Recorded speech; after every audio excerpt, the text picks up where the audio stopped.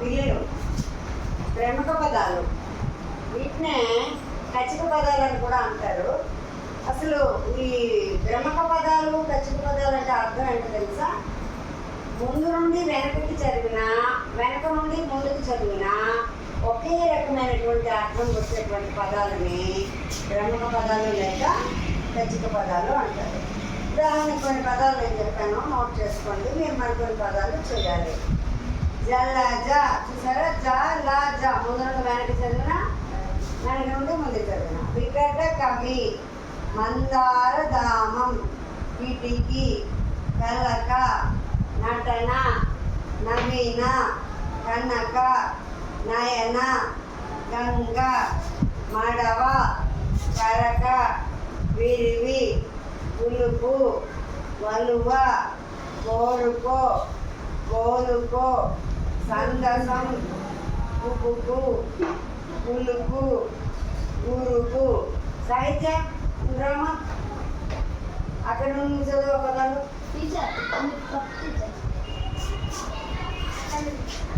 గొడుగు తొట్టు,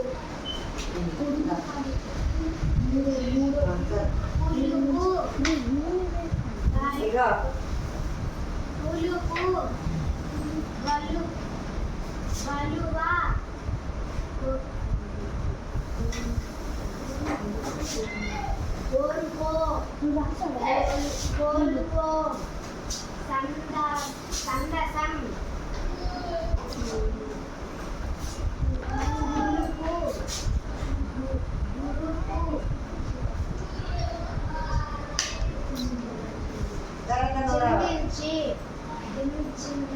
దించింది, నలన, కచ్చిక,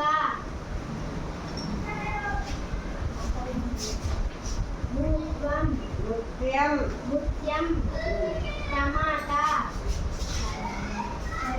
తరువాత,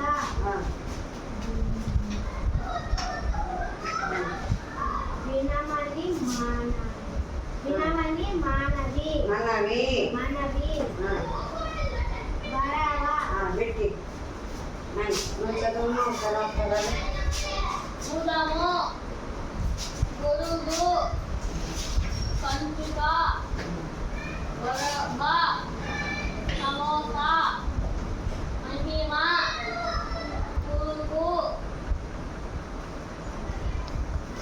సంతకం, కనుగ, పురుగు,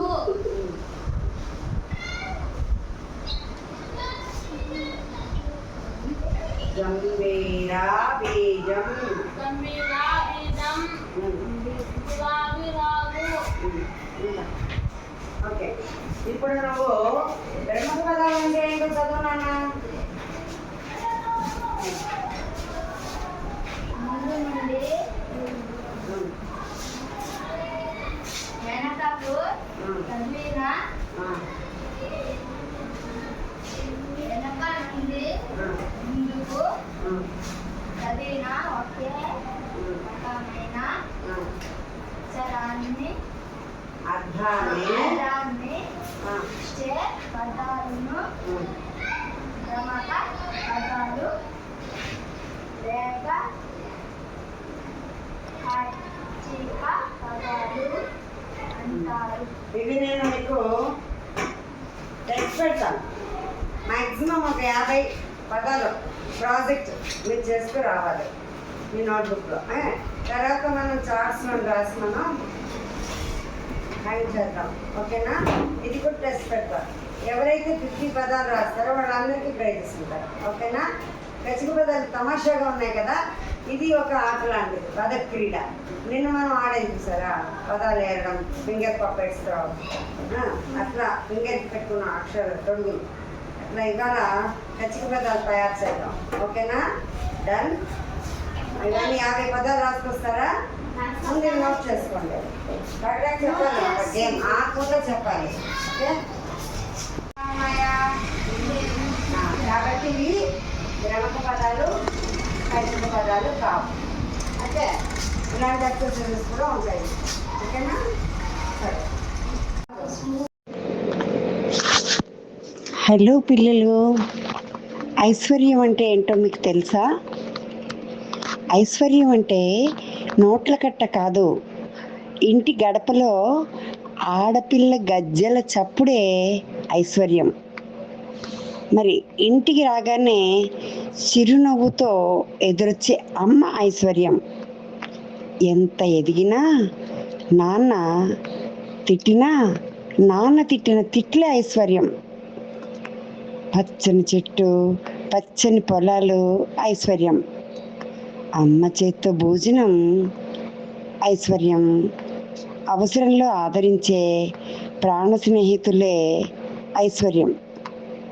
తల్లిదండ్రులకి బుద్ధి కలిగిన పిల్లలు ఉండడం ఐశ్వర్యం. పిల్లలకి వచ్చే చదువే ఐశ్వర్యం. భగవంతుడు ఇచ్చే ఆరోగ్యం, పరులకి సహాయం చేసేటువంటి మనసు, ఇవి కూడా ఐశ్వర్యాలే. ఐశ్వర్యం అంటే చేతులలో లెక్కెట్టే కాసులు, కళ్ళు చూపెట్టే ప్రపంచం కానే కాదు. ఐశ్వర్యం అంటే మనసు పొందే సంతోషమే ఐశ్వర్యం. తెలుసా? తెలుసుకోండి. మరి రేపు ఇంకో కొత్త విషయం గురించి చెప్తానే.